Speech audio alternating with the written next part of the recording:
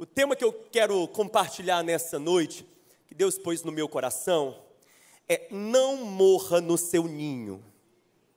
Não morra no seu ninho. Abra a sua Bíblia em Deuteronômio capítulo 32, do versículo 10 ao 12.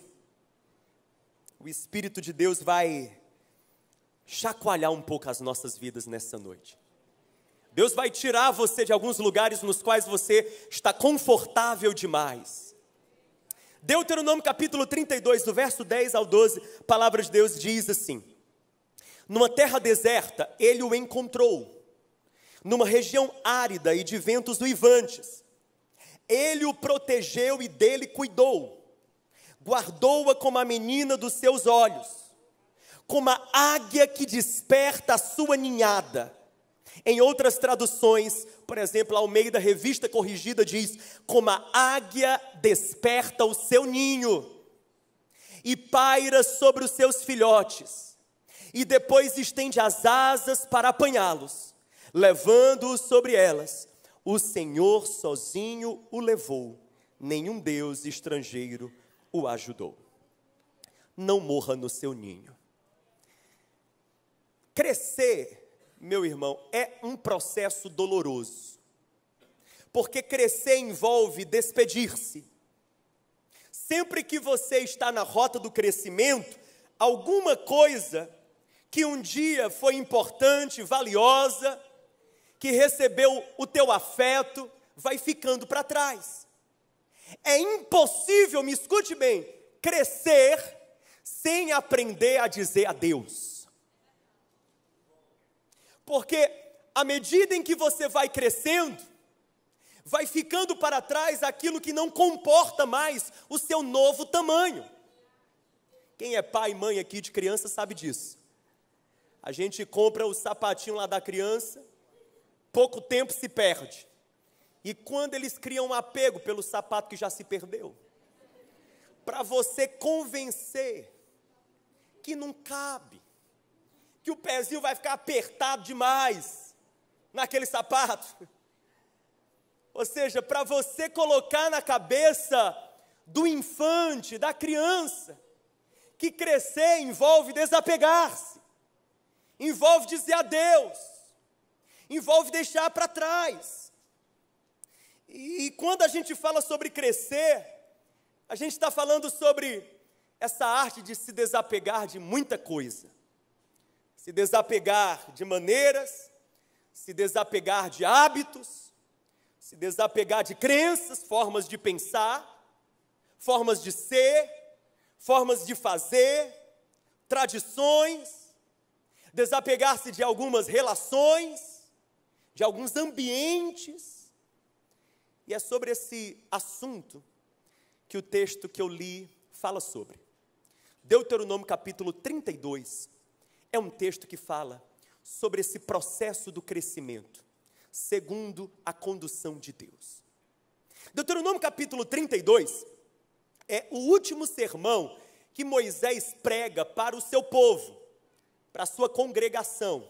Moisés foi o líder dos israelitas durante 40 anos, enquanto eles peregrinavam no deserto. E aqui no livro do Deuteronômio, eles estão nas planícies de Moabe, ou seja, já perto de entrar na terra prometida. Deuteronômio é o último dos livros escritos por Moisés. E quando ele profere esse último sermão, ele volta no tempo, ele faz uma viagem, e ele começa a falar para o povo de Israel tudo que Deus já tinha feito por eles. Ele começa a relembrar o povo a história de Deus com aquele povo. E ele começa a falar da salvação que aconteceu ali no Egito, dos livramentos que Deus fez, até que então ele chega nesse versículo 10 aqui, do 10 ao 12, onde ele se utiliza de uma metáfora muito interessante, em que ele diz assim que, assim como a águia desperta a sua ninhada, ou desperta o seu ninho, e paira sobre os seus filhotes, até que eles aprendam a voar, assim também o Senhor cuida do seu povo. Então, para a gente compreender o princípio espiritual aqui, primeiro a gente vai ter que entender o princípio natural. Faz sentido? A gente primeiro tem que entender o que é que ele está querendo falar aqui com águia. Como assim? O que tem a ver? Como a águia desperta o seu ninho, assim o Senhor faz conosco. O que é que isso significa? Para que então a gente possa compreender o princípio espiritual. Então me acompanha aqui o raciocínio. As águias, elas copulam nos lugares altos. E elas fazem os seus ninhos também nos lugares altos. Porque elas geram nos lugares altos. E quando elas preparam o seu ninho, obviamente, não apenas as águias, outras espécies também têm ninho, mas as águias, elas preparam o seu ninho com todo o cuidado, bem pensado. Por exemplo, o ninho que a águia prepara, do lado de fora, ele é espinhoso para afastar as aves inimigas, para proteger os seus filhotes. Do lado de dentro é macio, ela vai pegando os galhos, os gravetos, ela vai organizando, até que então o ninho está pronto, e uma vez que o ninho está preparado, aí então essa águia coloca os seus ovos, e ela vai dar início ao seu processo de ser mãe. Os ovos, uma vez colocados ali dentro daquele ninho, quando eles se quebram, saem os filhotes, aqueles filhotes vão ser cuidados pelaquela águia mãe ali, durante um bom tempo. Obviamente, eles são filhotes. Então, durante esse período, a águia faz tudo para eles. A águia traz o alimento para eles. Eles não precisam fazer nada, só abrir a boquinha. A águia mãe traz. Eles não precisam se proteger, a águia mãe está sempre vigiando, está sempre sobrevoando o ninho, está sempre de olho para ver se tem alguma ameaça. Então, eles estão tranquilos, não tem risco, não tem medo, nada. Essa vida de ninho, gente, é um paraíso. Eu estou bem, eu tenho o que comer, eu estou protegido pela águia, que é a ave. Então, é só conforto. Mas aí, chega um momento em que aqueles filhotes já cresceram um pouco. Já começaram a se desenvolver. E a águia começa a entender que é tempo daqueles filhotes arriscarem uns voos. Então, ela vai e começa o processo de agitar o ninho, de despertar o ninho. Ela vai agitando o ninho para que o ninho se desorganize, para que aquilo que era confortável se torne desconfortável, para que aquilo que era macio comece a se tornar incômodo. Então ela agita o ninho para que os filhotes comecem a se mexer também. Ela agita o ninho para despertar a ninhada, quem está entendendo? Até que chega um momento em que ela então não apenas vai agitar o ninho, mas ela vai empurrar esses filhotes para fora do ninho. É mais ou menos um voo forçado mesmo. Ela pega esses filhotes, leva com ela até as alturas, e lá nas alturas ela sacode esses filhotes para cima, eles caem e ela sobrevoa o filhote. Ou seja, enquanto o filhote cai, ela sobrevoa, ela acompanha o filhote, para que ele então, caso não consiga voar, ela como mãe, segura. Mas ela não vai voar por ele. Ela não vai carregá-lo mais. Há uma transição acontecendo. Há uma mudança acontecendo. Primeiro, o ninho preparado para proteger, para nutrir, para cuidar, é a fase da dependência absoluta. Agora não, a águia mãe já está entendendo que é tempo desses filhotes descobrirem que eles são águias, que eles têm asas, que eles carregam potencial para mais, que eles não foram feitos para o ninho, eles foram feitos no ninho, mas não para o ninho. Quem está entendendo o que eu estou pregando? Aí você começa a entender por que Moisés usou essa palavra para falar do tratamento de Deus com o povo de Israel. Porque quando Deus pegou o povo de Israel lá no Egito, escravos, indefesos, Deus com a sua mão forte, arranca eles daquela escravidão e leva-os para o deserto. E aqui no deserto Deus faz tudo por eles. Aqui no deserto, quando eles tinham fome, Deus trazia o maná, Êxodo capítulo 16. Quando eles precisavam de provisão, Deus trazia a provisão. Quando eles enjoavam do cardápio, Deus mudava o cardápio. Já não tinha só maná, agora também tinha codornizes. Tem mais, viu? Enquanto eles estavam no deserto, Deus cuidava e protegia a vida daquele povo, vigiava por eles.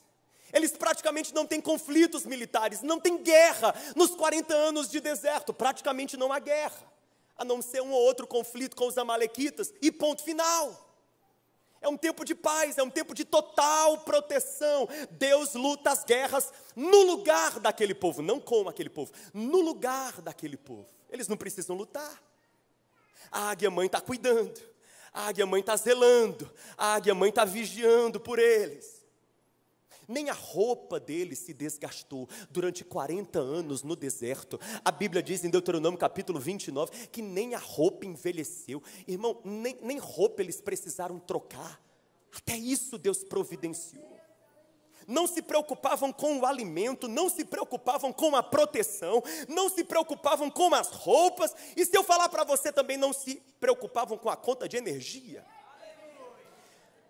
Porque tinha uma coluna de fogo iluminando a noite, que era o Senhor, e uma nuvem cobrindo aquele povo durante o dia. A presença de Deus não era sentida, a presença de Deus era vista. Deus dava sinais evidentes da sua presença. O povo não precisava procurar muito para enxergar Deus. Deus estava sempre ali, gloriosamente manifesto. Mas aí quando o povo chega nas planícies de Moabe, Moisés está prestes a entregar aquele povo para Josué liderá-los. Eles vão entrar em uma terra prometida e tudo muda. De Deuteronômio para o livro de Josué, tudo muda, tudo muda. A águia vai agitar o ninho e os filhotes vão ter que sair e aprender a voar. Porque no livro de Josué, eles não têm maná para comer. Se quiserem comer, vão ter que arar, vão ter que plantar e vão ter que colher. Deus muda o tratamento. Deus agora não está mais como babá do povo de Israel. Deus agora é o ajudador do povo, é diferente. A forma como Deus interage com o povo agora mudou. Outra coisa, Deus não é mais aquele que luta no lugar do povo, não. Ele vai ser aquele que luta com o povo. Eles vão ter que lutar, eles vão ter que batalhar, eles vão ter que tirar a espada, sacá-la e vencer os seus inimigos, entende? É uma nova fase, não é mais uma fase de infância, agora é um novo nível, é pedido deles uma maturidade. Há uma transição acontecendo. E sabe o que eu acho interessante, meu irmão? É porque aqui não é apenas a forma como Deus lida com Israel, é na verdade um padrão de Deus. É a forma como Deus costuma lidar com o seu povo. Sempre que você se acomoda em algum ninho, pode contar no relógio o tempo. A águia-mãe vai agitar o ninho, até despertar você e tirar você daí. Deus, Ele vai sempre trabalhar com esse padrão. Ele vai agitar o ninho, Ele vai empurrar o filhote e Ele vai acompanhar todo o voo, porque a Bíblia diz que Ele não nos deixa e Ele nunca nos abandona. Talvez você diga assim: João, o que é que você está tentando pregar? Eu vou te falar o que é que eu estou tentando pregar. Eu estou tentando dizer para você que não é sobre Israel apenas, não é sobre um texto lá da Bíblia, do passado, é sobre a minha vida e a sua. Nós temos a mania de transformar lugares de pouso em ninhos. Facilmente, o que deveria ser um lugar transitório, a gente transforma em um lugar permanente. A gente fica onde deveríamos apenas passar. O ninho tem a sua função. O ninho, ele cumpre uma função. Há a fase do ninho. Todos nós precisamos do ninho. Todos nós, em um dado momento, vamos precisar da proteção do ninho, da nutrição que se recebe no ninho. Mas não podemos ficar aí. Chega o tempo, meu irmão, em que Deus olha para mim e para você e Ele diz: pronto, acabou. Agora é hora de você sair daí, abrir as asas e voar. É hora de você se arriscar, é hora de você tentar, é hora de você lutar, é hora de você vencer, é hora de você assumir autonomia, é hora de você ser protagonista da sua história, é hora de você parar de esperar pelos outros, parar de esperar pela vida, é hora de você fazer acontecer os voos para os quais eu te criei. Irmão, segura aqui comigo, porque à medida que eu for construindo com você, a gente vai compreendendo mais. Se ainda estiver confuso, você vai entender, vai chegar aí. Vai chegar aí. Ei, o que é um ninho? O ninho é tudo aquilo que um dia nos abençoou, mas que agora me limita. O ninho é tudo aquilo que foi uma bênção durante um tempo, foi necessário, era necessário, foi importante, não é maldição, foi bênção, mas que agora me limita. Agora me limita porque eu cresci, e uma vez que eu cresci, esse ninho não dá para eu abrir as minhas asas dentro desse ninho, não dá para eu ser quem Deus me criou para ser dentro desse ninho. Entende, querido? É aquilo que te abençoou por um tempo, mas que agora te limita. É aquilo que um dia te protegeu, mas agora te aprisiona. O que é um ninho? O ninho é tudo aquilo que é conhecido por você, é confortável para você. Você se sente confortável nele, familiarizado com ele, seguro. Você não precisa ousar, você não precisa se expor, você não precisa se desafiar. Está tudo tranquilo dentro do ninho, já tem um sistema construído para a sua sobrevivência. Não te falta nada do básico, você está sobrevivendo aqui. Mas ainda que não falte nada do básico, falta uma pitada, falta algo, falta um senso de propósito, falta um Deus me fez para mais do que isso. Eu pergunto para você, porque a gente precisa começar a pensar: quais são os meus ninhos? Onde é que eu estou confortavelmente assentado, e que Deus está dizendo assim: pode colocar no relógio, eu vou bagunçar tudo e te arrancar daí. Eu fico pensando, irmão, porque, deixa eu te dizer uma coisa, permanecer no ninho vai impedir você de descobrir o quanto Deus pode te levar a ser e a fazer. Você, enquanto está no ninho, está optando pelo seguro, está optando pelo confortável, está optando pelo conveniente, está optando por aquilo que não demanda esforço, não demanda energia, mas Deus está dizendo para você: pois bem, mas saiba que isso vai impedir você de descobrir o quanto eu, o Senhor, posso fazer em você e através de você. Se o filhote permanece no ninho, ele nunca vai saber que ele carrega potencial para voar. Se ele permanece no ninho, ele nem vai saber o quanto as asas dele pode fazer. Se ele permanece no ninho, ele não vai se tornar quem ele foi destinado para ser. Então hoje a palavra que Deus colocou no meu coração, para você aqui, é que você não pode permanecer onde você começou. Simples assim. Você não pode. Deus não vai permitir. Quando Deus tem planos na vida de alguém, cedo ou tarde, Ele vai agitar o ninho e empurrar o filhote, para que esse filhote descubra o quanto Ele carrega nele. Talvez você pergunte assim: qual é o meu ninho? Quais são os lugares que já me abençoaram tanto, mas que agora me limitam? Eu vou fazer essa pergunta. Eu vou tentar responder algumas possibilidades. Por exemplo, a nossa família, o nosso contexto familiar pode ser um ninho que nos abençoou e nos abençoa tanto, mas que em um dado momento se torna um limitador. Porque, irmão, a tua família, escute bem, e se você teve e tem uma família saudável e funcional, louvado seja Deus por isso, mas independente do nível de funcionalidade, do seu contexto familiar, eu quero que você compreenda que a gente precisa ser grato por aquilo que a gente recebeu. Seja grato pelo muito, seja grato pelo pouco. Se você recebeu muito amor, muito afeto, muita atenção, louvado seja Deus, seja grato pelo muito. Se você recebeu pouco, seja grato pelo pouco. Quando a gente não é grato por aquilo que a gente recebeu, aquilo que a gente não traduz em forma de gratidão dentro da alma, a gente acaba internalizando na forma de mágoa. Então seja grato pelo muito ou grato pelo pouco. O que você recebeu da sua família é ninho, protegeu você, sustentou você, amparou você, ajudou você.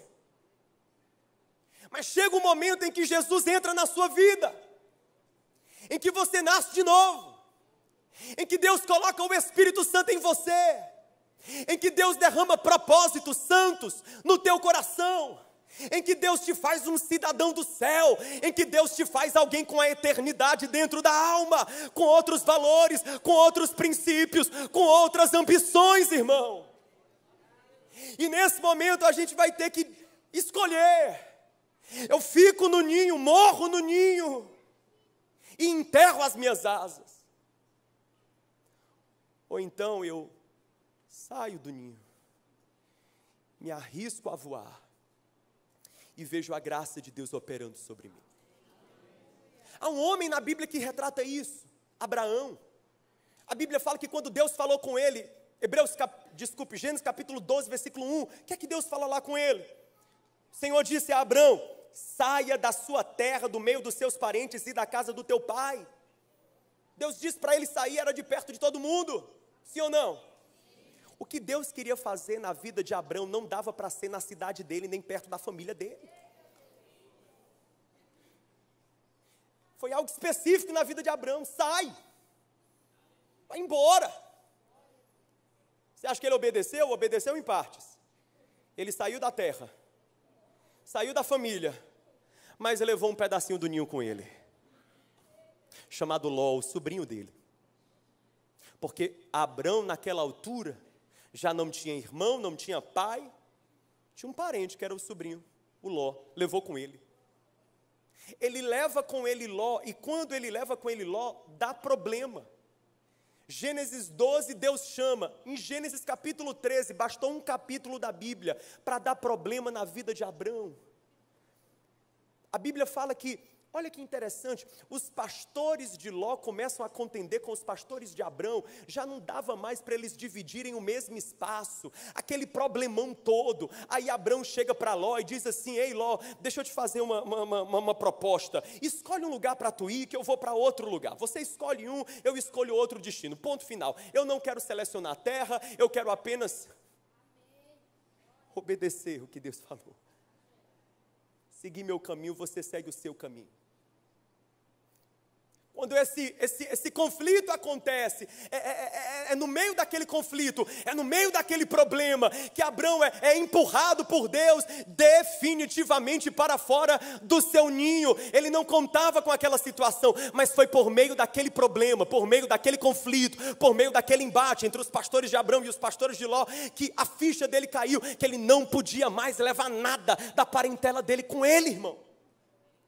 Era Deus, não foi o diabo, não, era Deus, foi Deus quem usou aquela situação para agitar o ninho de Abraão, para dizer: Abraão, sai desse lugar, sai desse ambiente de familiaridade, aquilo para o qual eu te chamei não dá para você permanecer com aqueles que são a tua origem. Não conecta, Abraão, não conecta tuas promessas com essas pessoas. Interessante, quando você lê o livro do Gênesis, você vai descobrir o porquê Ló é um homem que escolhe Sodoma, um ambiente de tanta perversão moral. Ló caminha para esse lugar de perversão, de imoralidade, de pecado. Aí você começa a compreender porque Deus disse: Abrão larga, Abrão deixa, Abrão cai fora, Abrão pula fora disso daí. Mas enquanto Abrão ficou apegado ao Ló, enquanto ele não quis largar aquele seu ninho, a Bíblia fala em Gênesis 3, versículo 14, que o Senhor disse a Abrão, depois que Ló se separou dele. Sabe quando é que Deus volta a falar com Abrão? Sabe quando? Depois que Ló se separa dele.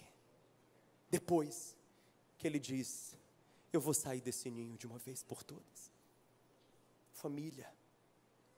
Eu não estou falando, meu irmão, para a gente desonrar a família, desrespeitar a nossa família. Eu não estou falando para você esquecer familiares, não tem nada a ver. O que eu estou tentando falar para você, olhe bem para mim, é que tudo que você recebeu do seu contexto familiar foi importante, ajudou você de alguma forma, te abençoou, essa casa te abençoou, essa casa protegeu você, nutriu você, proveu para você, mas Deus está falando para você, é hora de você entender que para onde eu estou te levando, esse lugar não te cabe mais, os valores são outros, você entende, os padrões são outros, a mentalidade é outra, é hora de você começar a olhar para a mãe, para o pai, para falar, mamãe, papai, eu já sou adulto, que tal a gente desenhar uma linha, colocar um limite, e colocar as coisas em ordem, as minhas escolhas não estão mais reféns da sua opinião, mãe, da sua opinião, pai,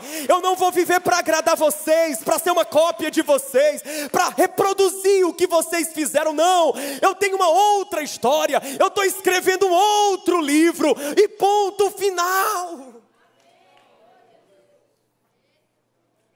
Família.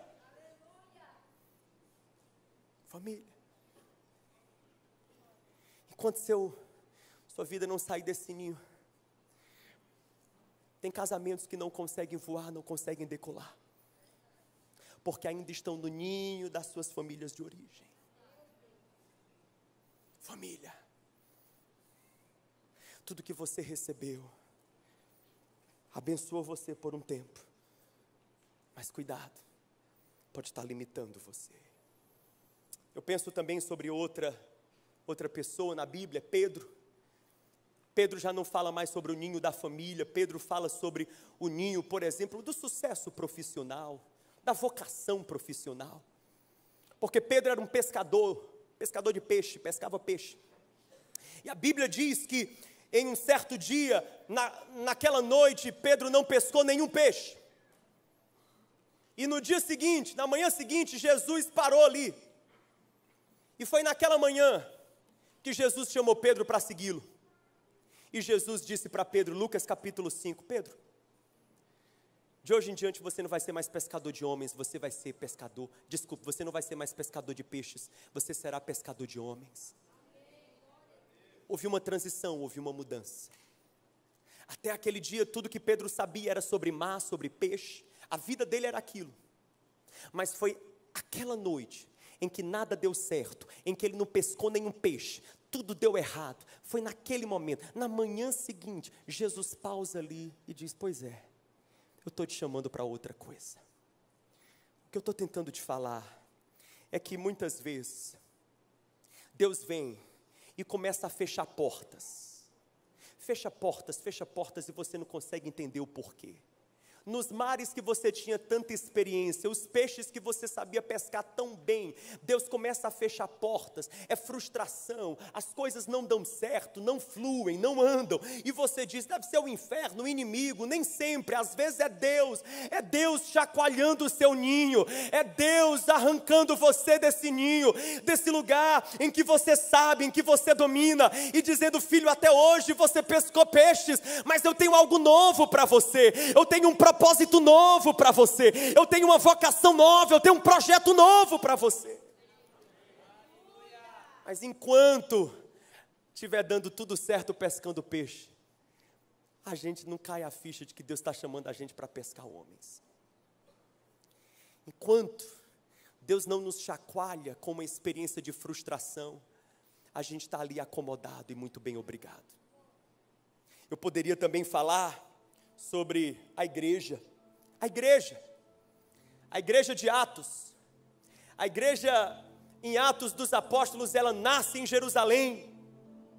E em Jerusalém, meu querido, ela começa a prosperar. Pedro prega no dia de Pentecostes, mais de 3.000 pessoas se convertem. Ela está grande, ela prospera, ela floresce. Mas ela está ali, em Jerusalém. E Jesus tinha dito: vocês serão minhas testemunhas em Jerusalém, na Judeia, Samaria, até os confins da terra. Mas cadê essa igreja que vai para os confins da terra? Não iam, estavam parados lá, estavam acomodados. Onde? No ninho de Jerusalém. Pararam onde começaram. A Bíblia diz em Atos 8 que começou uma perseguição intensa, e a perseguição foi tão grande que houve uma dispersão da igreja. E foi exatamente nessa dispersão que um camarada chamado Filipe chegou em Samaria, e a promessa de que o evangelho alcançaria Samaria e os confins da terra, essa promessa começa a se cumprir. Escuta, quando é que a promessa começa a se cumprir? Quando é que a igreja começa a alçar os voos que Deus tinha para ela?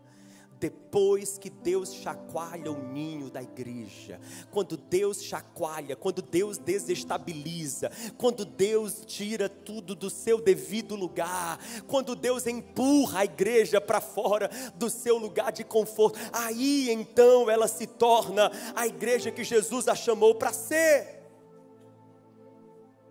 Eu poderia também, por exemplo, falar de um homem chamado Jó.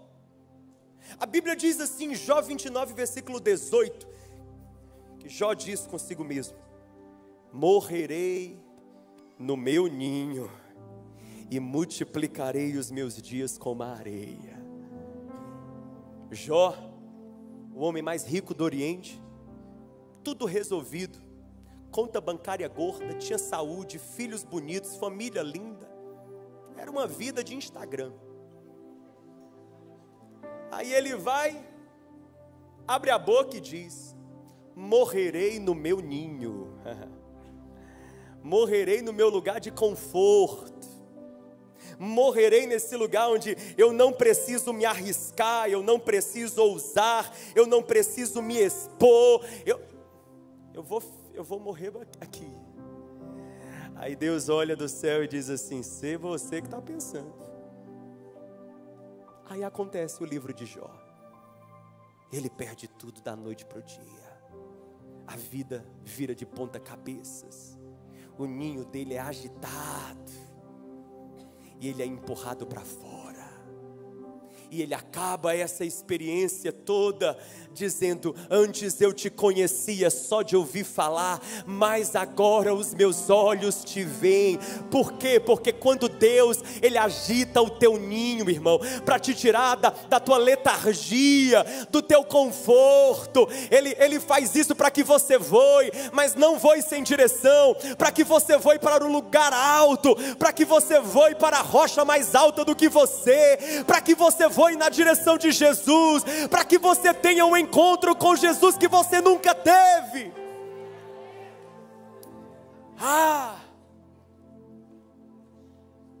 Sabe por que a gente permanece nos nossos ninhos? Tem tantos motivos. Acomodação. Porque a gente já está ali tão acomodado, a gente já está tão conformado, está tudo tão bem. Você vem aqui na igreja todo domingo, aí você já sabe o protocolo. Você tem essa vida espiritual aninhada, dentro de um ninho. Você já tem sua cadeirinha, seu lugarzinho. Vem aqui para receber um alimentozinho, para ser abençoado, nutrido. Está tudo certo, está tudo acomodado, está tudo conformado. Você já tem o suficiente, irmão, para o básico. Entende? gente, por acomodação, não sai. Outras vezes a gente não sai do nosso ninho, é por preguiça. Porque sair do ninho, voar, ser águia, dá trabalho. Vai envolver lágrimas, vai envolver suor, vai envolver resistências. É preguiça. É preguiça nossa. Mediocridade gasta menos energia. Agora, na maioria das vezes é por medo. A gente fica no nosso ninho por medo. Medo do quê? Medo do que não conhecemos. É melhor ficar aqui, do jeitinho que as coisas estão. Medo do desconhecido, medo de fracassar, medo de se frustrar, medo da opinião dos outros, o que é que os outros vão achar quando me verem saindo desse ninho, desafiando o meu ninho, desafiando esse lugar, esse ambiente que por tanto tempo me manteve, me suportou. O que é que vão achar? Vão dizer que eu estou querendo ser muita coisa, que eu estou querendo ser mais do que eu sempre fui. Medo da opinião das pessoas, e por isso a gente permanece no ninho. Medo, medo, medo. Mas eu quero encerrar dizendo para você as palavras de Jesus. Jesus, ele disse assim, Mateus capítulo 8, versículo 20. Jesus respondeu: as raposas têm tocas e as aves do céu têm ninhos. Leia comigo essa parte. 3, 2, 1, todos juntos. Mas o Filho do Homem não tem onde reclinar a cabeça. Enquanto as luzes se apagam, eu quero caminhar para a minha conclusão. Palavras de Jesus. Ele disse: as raposas têm tocas, as aves dos céus têm. Tem um lugar para parar, para ficar, para confortavelmente estacionar e por ali permanecer. Eu não, o Filho do Homem não tem onde reclinar a cabeça. Jesus não está falando que a gente não pode descansar. Jesus simplesmente está falando o seguinte: eu sou alguém em movimento constante. Eu não tenho lugar de parada. Eu estou sempre galgando lugares mais altos. Eu estou sempre rompendo. Eu estou sempre saindo e vindo. Eu chego em Jericó, mas não fico em Jericó. Eu chego na Galiléia, mas eu não fico na Galiléia. Eu chego na Judéia, mas eu não fico na Judéia. Eu entro na tumba e não fico na tumba. Irmão, se a gente é seguidor de Jesus Cristo, a gente não pode se dar ao luxo de ser o tipo de gente que estaciona. E eu falei tudo isso e preguei tudo isso para dizer uma coisa, que foi a palavra que Deus me deu para falar exatamente para você. É que se você decidiu seguir a Jesus, você não está autorizado a parar, a estacionar nesse lugar que Deus intenciona que seja meramente transitório em sua vida. Não estou falando de coisa ruim não. Coisa ruim não, tá? Porque eu poderia pregar uma mensagem hoje, como já preguei em alguns momentos, chega de olhar para trás, que eu falo sobre sair desses lugares que já não nos abençoam, que não são bênçãos na nossa vida. Mas não é sobre isso não. Não estou falando sobre sair do negativo não. Eu estou falando sobre romper com aquilo que é bom, mas não é o tudo que Deus tem para você. Você está entendendo que é diferente a ênfase hoje? Hoje eu poderia estar falando para você, como em outros momentos, a gente já pregou aqui, pregamos aqui. Saia do pecado, saia do vício, saia de onde o diabo quer, sabe, maltratar você, machucar você. Mas hoje eu não estou pregando sobre isso. Hoje eu estou pregando sobre o bom que te aprisiona. Eu estou pregando sobre o bom que te segura. Eu estou pregando sobre o bom, que te limita. Hoje eu estou pregando sobre aquilo que você ainda não entendeu, que já venceu o prazo de validade. O ninho tem prazo de validade. É como roupa de criança, está lá escrito até 3 anos, então não cabe a de 5. Prazo de validade. Sobre isso. Então tem relações na sua vida que venceu.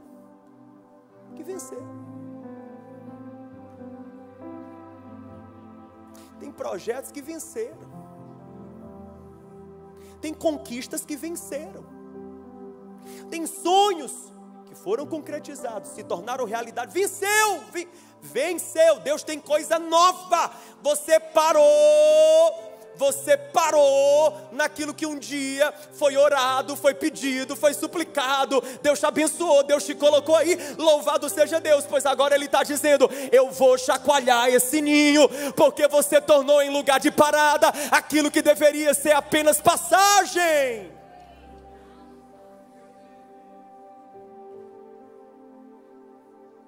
É o bom. Hoje eu estou pregando sobre o bom que te aprisiona, sobre o bom que te segura, sobre o bom que te impede de viver o excelente de Deus. Também não estou falando sobre ingratidão ou descontentamento, não, repito, seja sempre grato. Todo ninho é bênção por um tempo. Esse trabalho, bênção por um tempo. Esse lugar, esse ambiente, bênção por um tempo. Seja grato, sempre grato, nunca ingrato, seja grato. Mas entenda que Deus está fazendo você crescer, que Ele está te dando asas para você fazer outras coisas que não cabem dentro desse ninho. Simples assim.